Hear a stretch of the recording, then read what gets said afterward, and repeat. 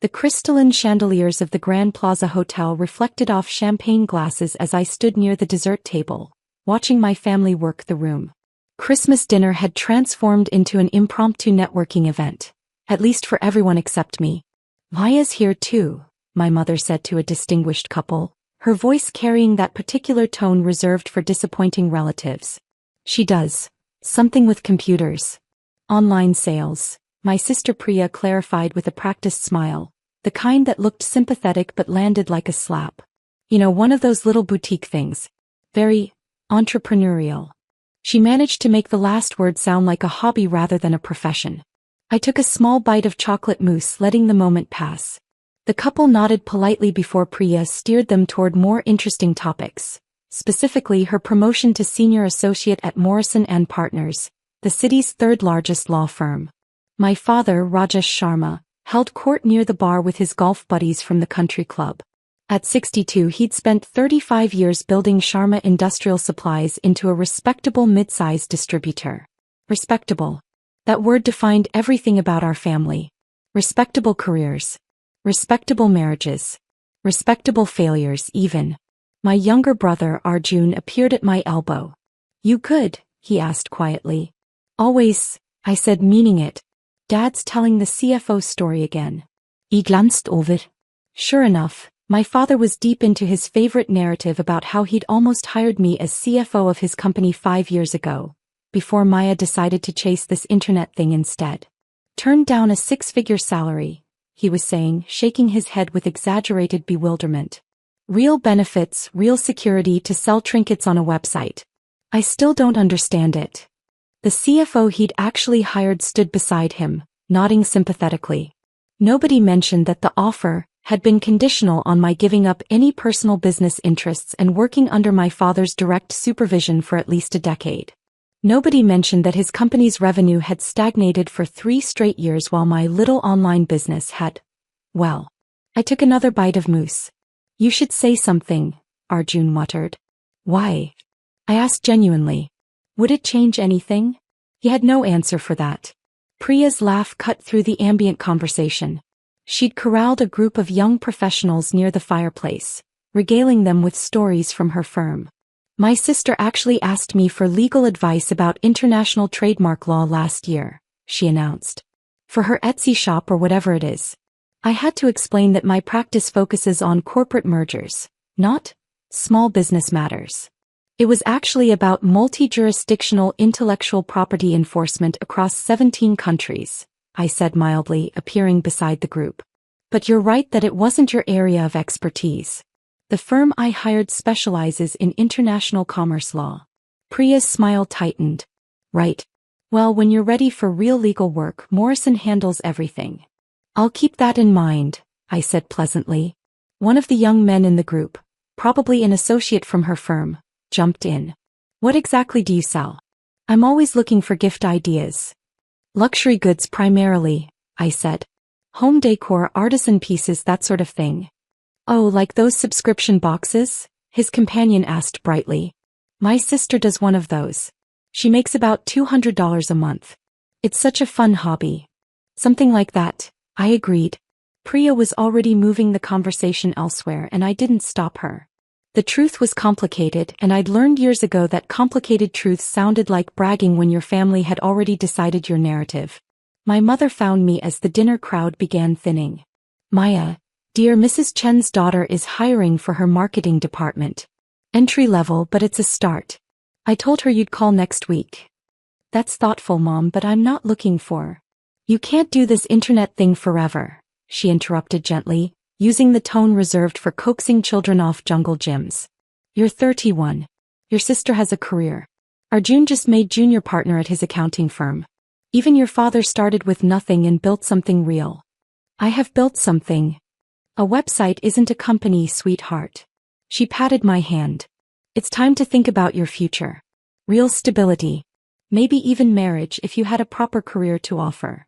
I wanted to tell her about the 73 employees across 4 continents, about the flagship retail location in Soho that had a 3-month waiting list for private shopping appointments, about the manufacturing partnerships with heritage craftsmen in Italy, Japan, and Peru, About the technology platform that had revolutionized how small artisans connected with luxury markets. Instead I said, "I'll think about it." "That's my girl." She squeezed my hand and drifted away. The evening wound down around 10. My father gathered the family for what he called the Christmas Roundup, an annual tradition where he'd summarize everyone's accomplishments and set expectations for the coming year. "Priya, outstanding work on the Henderson acquisition," he began, raising his scotch. "Your mother and I are incredibly proud. Senior associate before 35, you're on track for partner." Priya beamed. "Arjun, junior partner at Kumar and Associates. Excellent. Though I still think you should consider transitioning to Sharma Industrial's financial management when you're ready for the big leagues." Arjun shifted uncomfortably but nodded. "And Maya?" My father's voice softened into something like concern. "I know you're committed to this online venture, but I think we need to have a serious conversation about your future. You're talented, sweetheart. You have an economics degree from a good school. This hobby has gone on long enough." "It's not a hobby, Dad. Selling products from your apartment isn't a career path," he said firmly. "No pension, no benefits, no growth trajectory. What happens when this trend passes? When the next big thing comes along? You'll be starting from scratch in your mid-30s. I'm not selling from my apartment. Whatever the setup is, it's not sustainable." He glanced at Priya for support. "Your sister could get you an interview at Morrison. Maybe start in their marketing department, work your way up to business development. Real companies, real clients." "I have real clients," I said quietly. "Retail customers aren't the same as corporate clients," Priya interjected. "That's right. You need institutional experience. Professional references. A LinkedIn profile that doesn't say, entrepreneur. Everyone knows that's code for unemployed." The family laughed. Gently, affectionately, but they laughed. "I actually have over 12,000 professional connections on LinkedIn," I offered. "Following your shopping page doesn't count as professional networking," Priya said with that sympathetic smile again. My father set down his glass. "Here's what I'm proposing. January 1st, you come work for Sharma Industrial. I'll create a position, e-commerce development director. 45,000 to start, full benefits, and we'll see about building out an online presence for the company. You get real business experience, I get your technical knowledge. Win-win." "That's..." "Dad, I appreciate the offer, but..." 50,000. Final offer. He said it like he'd just solved my life. My mother clasped her hands together. "Maya, think about it. Working with family, stable income, and you can keep your little website on the side as a hobby. It's not..." I stopped, taking a breath. "It's not a little website. Honey, we've seen it," my mother said gently. "It's very pretty. But pretty websites don't pay mortgages. Actually, I paid off my mortgage 3 years ago." The statement hung in the air for a moment. "Your apartment?" Priya asked. "The studio downtown?" "The brownstone in Heritage District," I corrected. 4 bedrooms. I bought it in 2019. My father frowned. "How exactly did you afford?" "The business is profitable," I said simply. "Profitable enough for a brownstone?" Arjun asked, genuine surprise in his voice. "Among other things." Priya laughed, that practiced, dismissive sound. "Maya, come on. Those houses start at 2 million. Unless you married a surgeon we don't know about." "I purchased it outright," I said calmly. "No mortgage." The silence was different now. Confused rather than dismissive. "That's impossible," my father said flatly. "Your little online store couldn't possibly generate that kind of revenue." "It's not a store anymore," I said. "It's a platform. And the revenue last year was substantial." "How substantial?" Priya challenged. I shouldn't have answered. I knew even as I opened my mouth that they wouldn't believe it, that it would sound like fiction or boasting or desperation. 43 million, I said quietly. Before operating expenses. The laughter started immediately. Not cruel but indulgent. The way you'd laugh at a child who claimed to be an astronaut. "Sweetie," my mother said, "you don't have to exaggerate. We love you regardless of how much you make." "I'm not exaggerating." "Maya, I've seen your website," Priya said, pulling out her phone. "It's lovely, but it's basically an online boutique. There's no way you're generating Fortune 500 numbers from selling throw pillows." We don't sell throw pillows, I said. We facilitate connections between artisan manufacturers and luxury consumers across 68 countries. The platform handles everything from authentication to shipping to currency conversion. Right, my father said, his tone making it clear he'd stopped listening. Look, the offer stands until January 15th. After that, you're on your own. I'm not watching my daughter waste her life pretending to run some internet empire. It's not pretend. Enough. He stood, signaling the end of the conversation. It's Christmas. Let's not argue about fantasy businesses. Maya, we love you, but you need to face reality. I stayed seated as they dispersed, each returning to their phones or conversations or drinks. Arjun lingered. You're serious? He asked quietly. About the numbers? Completely. Then why don't you show them? Bank statements, tax returns, something. Would it matter? I asked. They've already decided what's true. He had no answer for that either. The evening ended around midnight. Hugs, promises to see each other before New Year's, the usual choreography of family departure. As I retrieved my coat, my father pulled me aside. I'm hard on you because I care, he said. Your mother and I worry. This online thing feels unstable. We just want you to have what we have, security, respect, a real legacy. I know, Dad. The job offer is genuine. 45,000 and you'd be learning real business operations. I'll think about it, I lied. He hugged me, satisfied that he'd done his parental duty. In the parking lot, Arjun caught up with me. The Global Commerce Awards are next week, he said casually. You going? I stopped walking. How do you know about those? One of my clients is nominated in the finance category. Got an invite. Kind of a big deal, apparently. Kind of, I agreed. You should come. Network, make connections, all that. He paused. Unless you're already going? I might be, I said carefully. He studied my face in the parking lot lights. What category? Does it matter? Maya, what category? I should get going, I said, unlocking my car. Merry Christmas, Arjun. Merry Christmas, he said, but his expression was troubled as I drove away. The week between Christmas and New Year's passed in its usual blur. My father called twice about the job offer, each time increasing the salary by 5,000 and decreasing the patience in his voice. My mother texted daily with links to real career opportunities at established companies. Priya sent a long email about the importance of facing reality, wrapped in enough sisterly concern to make it impossible to be angry at. I spent the week the way I spent most weeks, reviewing quarterly projections with my CFO, finalizing an expansion agreement with manufacturers in Portugal, and working with our technology team on a new authentication system for high-value items. The kind of work that looked like checking email when you did it from a coffee shop. On December 31st, my assistant Sarah called. The seating chart for tomorrow night came through. You're at table 1, center stage. Right where they put the keynote speakers. Perfect, I said. Your family still doesn't know? Didn't come up. Maya, you're about to win Global Entrepreneur of the Year. Largest award in international commerce. You don't think that's going to come up? Probably tomorrow night, I admitted. Sarah sighed. You're braver than me. Or crazier. Haven't decided which. Bit of both, probably. The Global Commerce Awards took place annually at the Grand Plaza Hotel, the same venue as Christmas dinner, coincidentally.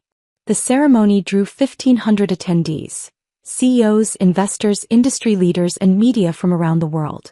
Forbes covered it. So did The Economist, Bloomberg, and every major business publication.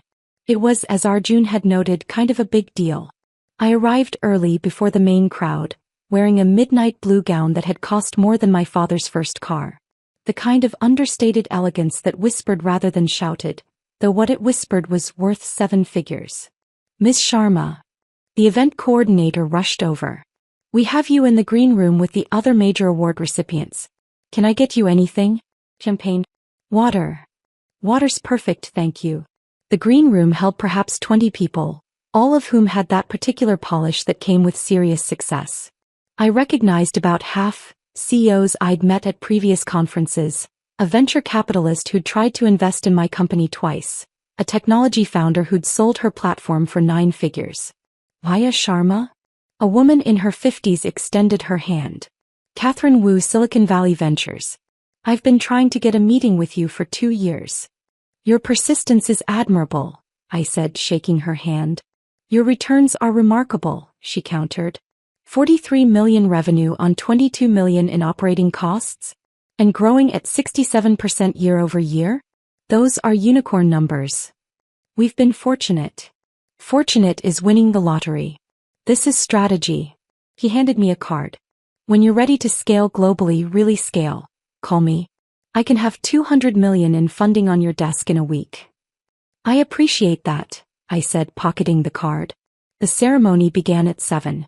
I took my seat at table 1 as the room filled with industry luminaries and journalists. The production quality rivaled any Hollywood awards show. Multiple cameras, a professional host, elaborate lighting design. At 7:45, as I was making small talk with a CFO from Singapore, I heard a familiar laugh. 3 tables away, my father stood with his golf buddies, all dressed in rented tuxedos. He'd mentioned he got tickets through a client. Apparently that client had good connections. My mother wore her nicest dress, the one reserved for galas and fundraisers. Priya stood beside them in a designer outfit I recognized from her Instagram, Arjun looking uncomfortable in a bow tie. They hadn't seen me yet. Is that your family? The Singapore CFO asked, following my gaze. Yes.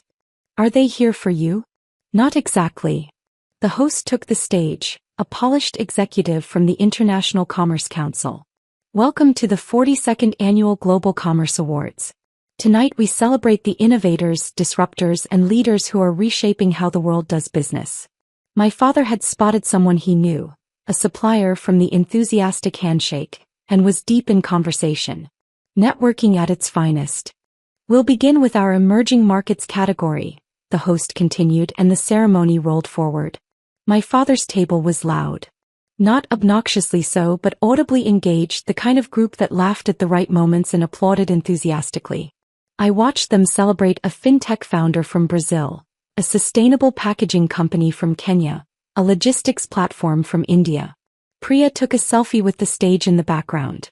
My mother whispered something to my father, who nodded and checked his phone. An hour in, they announced the E-commerce Innovation Award. A platform from Sweden won, and the founder's speech about connecting rural craftspeople with global markets was genuinely moving. I'd actually met her at a conference in Stockholm. We'd compared notes on authentication challenges. My father's group applauded politely, attention already drifting to their phones. The ceremony continued through various categories. Supply chain excellence, sustainable business practices, global expansion achievement. Each winner approached the stage to accept a crystal trophy and deliver a 3-minute speech. At 8:30, dinner was served. My table got the VIP treatment. Slightly better wine, slightly faster service. The Singapore CFO was telling me about labor challenges in his manufacturing centers when I saw my mother stand, phone to her ear, and walk toward the lobby. She passed within 10 feet of me. Didn't even glance in my direction. Dessert will be served during the final awards, the host announced. We're now approaching our most prestigious categories, beginning with the Lifetime Achievement Award. A titan of international shipping accepted to a standing ovation. Deservedly, the man had revolutionized freight logistics across 3 continents. Next, we have one of our most competitive categories, the host said. The Global Entrepreneur of the Year Award recognizes an individual who has demonstrated exceptional innovation, sustainable growth, and transformative impact on international commerce. At my father's table, Priya was showing someone something on her phone. Probably case files from work. She lived for these moments, the subtle flecks of professional achievement in social settings. This year's nominees represent the absolute pinnacle of entrepreneurial excellence, the host continued. From blockchain supply chains to sustainable agriculture platforms, from revolutionary manufacturing processes to technology that's changing how we think about global trade. The screens above the stage lit up with nominee profiles. 5 faces, 5 companies, 5 stories of remarkable success. Mine was third from the left. The professional photo was from last year's Fortune feature. The caption read, Maya Sharma, 31, founder and CEO, Artisan Global, $43 million revenue, 68 countries, 73 employees. At my father's table, someone had noticed the screen. I watched them squint, lean forward, then tap my father's shoulder while pointing. "Can't be," I read on my father's lips. The selection committee reviewed over 200 applications from 47 countries, the host said. The winner demonstrated not just financial success, but innovation that elevated entire industries and created sustainable opportunities for thousands of artisans and small manufacturers worldwide. My mother had returned from her call, but someone, Arjun I thought, was urgently whispering to her while gesturing at the screen. Her face went pale. This year's Global Entrepreneur of the Year built a platform that generated $43 million in revenue while maintaining profit margins of 47%, all while paying artisan partners an average of 300% above regional wages. Priya had stopped mid-sentence, staring at the screen, then frantically scrolling through her phone, probably searching for my company, verifying what her eyes were telling her. The winner revolutionized authentication technology for artisan goods, created jobs across 68 countries, and did it all while maintaining some of the highest customer satisfaction ratings in luxury e-commerce. My father sat frozen, scotch halfway to his lips, watching my face on the screen above the stage. Ladies and gentlemen, the Global Entrepreneur of the Year, Maya Sharma, founder and CEO of Artisan Global. The room erupted in applause. I stood, smoothing my gown, and walked toward the stage as cameras tracked my movement. The walk felt like it took an hour, though it was probably 30 seconds. Behind me at table 17, my family sat in absolute silence. The crystal trophy was heavier than it looked. I positioned myself at the microphone, waiting for the applause to fade. "Thank you," I began. 7 years ago, I turned down a job at my father's company to start what he called selling trinkets on a website. A knowing laugh rippled through the audience. He wasn't entirely wrong. I was selling things online. But I was also building something larger. A platform that could connect incredible craftspeople with customers who valued their work. Who would pay what it was actually worth, not what mass production had taught us to expect. I could see my father's table in the soft stage lights. All of them stared at me like I'd materialized from another dimension. This award isn't just mine. It belongs to every artisan partner who trusted an unknown platform with their life's work. Every employee who believed in the vision when we were just 7 people in a converted warehouse. Every customer who chose quality over convenience. The applause built again, and I raised the trophy slightly. To anyone who's been told their dream is just a hobby, that online businesses aren't real careers, that you should pursue something more respectable, this is for you. Build it anyway. Build it well. Build it with integrity. The results will speak louder than any explanation ever could. I stepped back from the microphone as the applause crescendoed. Camera flashes popped across the room. The host was saying something about the next award, but I wasn't listening anymore. I returned to my seat at table 1 as the ceremony continued. The Singapore CFO gripped my shoulder. "That speech was perfect," he said. "Thank you." "Your family's here?" Catherine Wu asked from across the table. "They are. Are you going to talk to them?" "Eventually," I said. "After dessert." But eventually came sooner than I'd planned. As the final award concluded, something about supply chain transparency, my phone buzzed with a text from Arjun. "We need to talk." "No." "Lobby." I excused myself and found them clustered near the hotel's grand staircase, a tableau of shock and confusion. "Why, my father's voice had lost all its usual certainty. "We had no idea." "I know." 43 million? My mother's eyes were glassy. "You actually meant that?" "At Christmas." "I did. Why didn't you tell us?" Priya demanded, and there it was, beneath the shock, genuine anger. "Why let us think you were running some small-time website?" "I tried," I said calmly. "Multiple times. At Christmas dinner I told you the exact revenue figure. You laughed. Because it seemed impossible," my father protested. "It seemed impossible because you'd already decided what was true," I said. "I had a boutique website. I sold trinkets. I needed to get a real job. You built that narrative and nothing I said could compete with it." "You could have shown us evidence," Priya insisted. "Tax returns, articles, something concrete." "Would you have looked?" I asked genuinely. "Or would you have found reasons why it didn't count? The wrong kind of success maybe. Too new, too digital, too unconventional." Silence. This is a lot to process, my mother said weakly. Take your time, I said.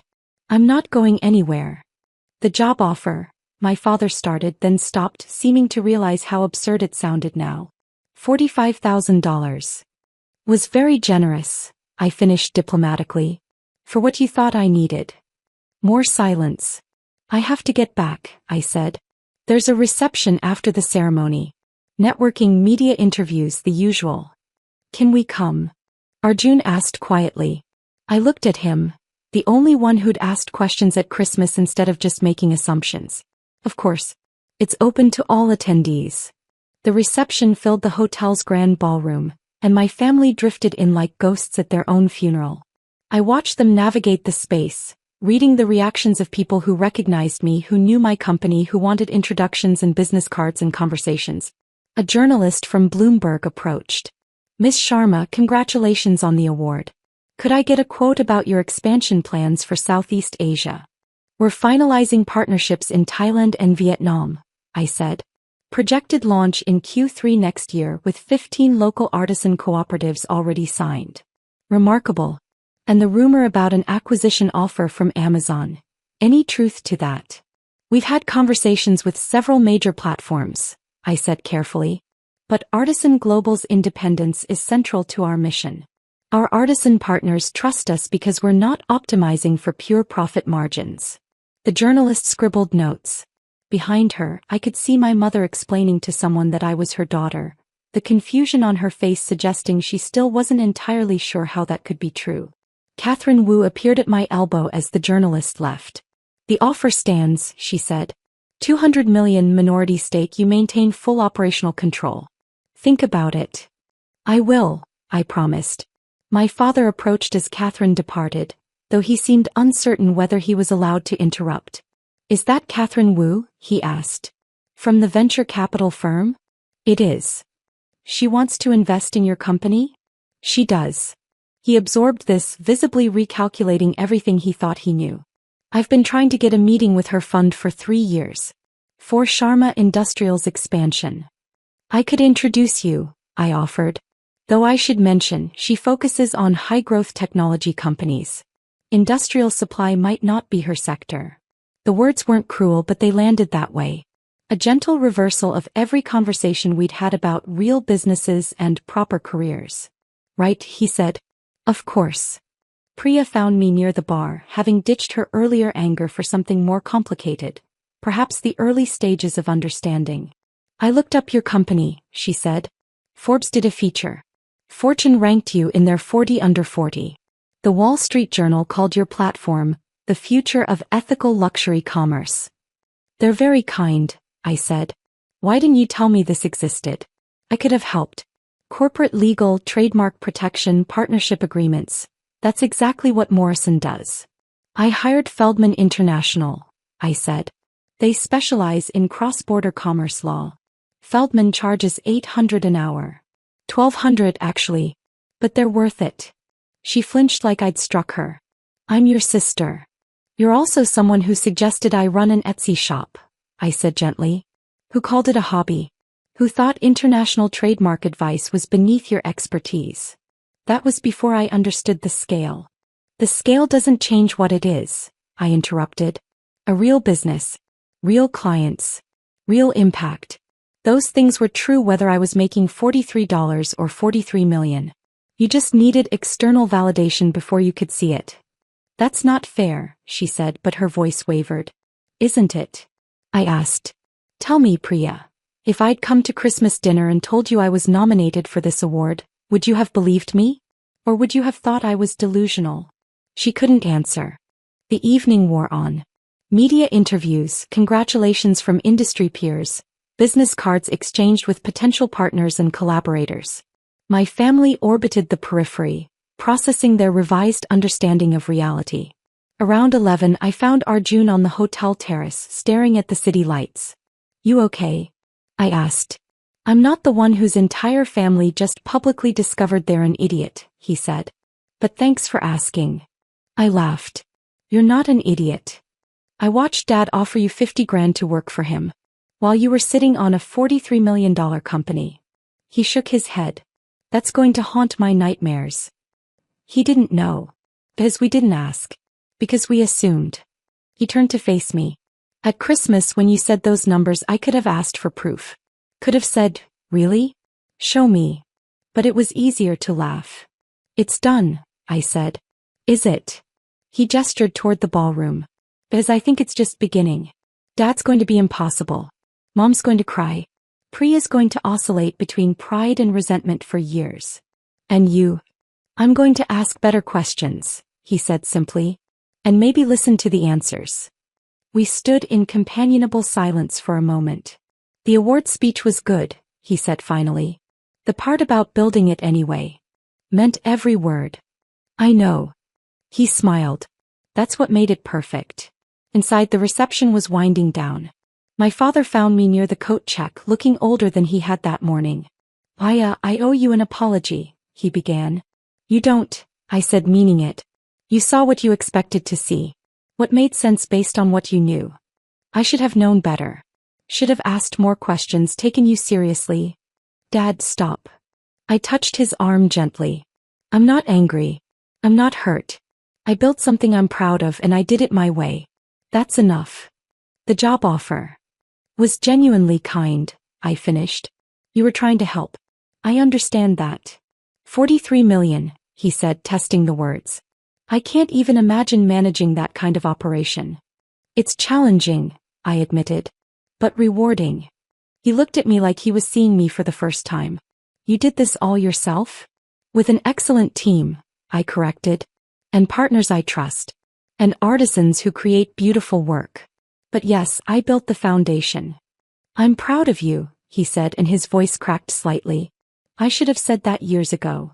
You can say it now, I said gently. That works too. My mother approached, having clearly worked up courage for this conversation. Maya, sweetheart, I've been thinking about all those job listings I sent you. Mom, it's fine. No, it's not, she insisted. I was dismissing your accomplishments. Treating you like you needed rescue when you were already successful. More successful than any job I could have found. You were being a mom, I said. Worrying about my future. I get it. Will you forgive us, she asked. For not seeing what you'd built? There's nothing to forgive, I said. But maybe going forward we could start with questions instead of assumptions? Questions, she repeated. Yes. That seems wise. The hotel staff was dimming lights. The universal signal that events should conclude. I collected my trophy, surprisingly heavy, surprisingly real, and my coat. My family gathered in the lobby, all of us exhausted in different ways. So, Arjun said, breaking the awkward silence. What happens now? Now. I smiled. Now I go home. Tomorrow I have a board meeting at 9. Tuesday we're finalizing the Portugal expansion. Wednesday, Fortune wants to do a follow-up interview about scaling strategies. Just another week, my father said faintly. Just another week, I agreed. We walked together to the parking garage, our footsteps echoing in the concrete space. Before we separated to our respective cars, Priya stopped me. Next time you need legal advice, she said carefully, even if it's not Morrison's specialty, call me anyway. I'll figure it out or find someone who can. No more assumptions. Deal, I said. And Maya? She hesitated. I really am proud of you. I should have said that at Christmas. You can say it now, I repeated. That works too. I drove home through empty streets, the trophy secure in my passenger seat, the weight of the evening settling into something like peace. My phone buzzed with congratulations from colleagues, interview requests from media, and one text from my assistant Sarah. Saw the live stream. You were perfect. Also your dad's face when they announced your name is my new screensaver. I smiled, typing back, professional as always, Sarah. I contain multitudes, she replied. My brownstone welcomed me with warm lights I'd left on timers. The 4-bedroom house I'd purchased outright, the one my sister had thought impossible. I placed the trophy on my mantle where it caught the light from the street, all crystal edges and validated success. Tomorrow my father would probably call with questions about my business model. My mother would want to understand the platform technology. Priya would find articles to read, trying to catch up on 7 years of accomplishments she'd missed. But tonight I made tea and sat in my living room, the room that represented everything I'd built. The career they'd called a hobby, the business they'd called pretend, the success they'd thought was fantasy. All of it real. All of it mine. All of it proven not through explanation or argument, but through the simple, undeniable validation of excellence recognized by people who actually understood what I'd built. The house was quiet. The city hummed beyond my windows. And somewhere across town my family was probably still processing the revelation that their daughter, their sister, the one who sold stuff online, had built an empire while they were looking the other way. I sipped my tea and smiled.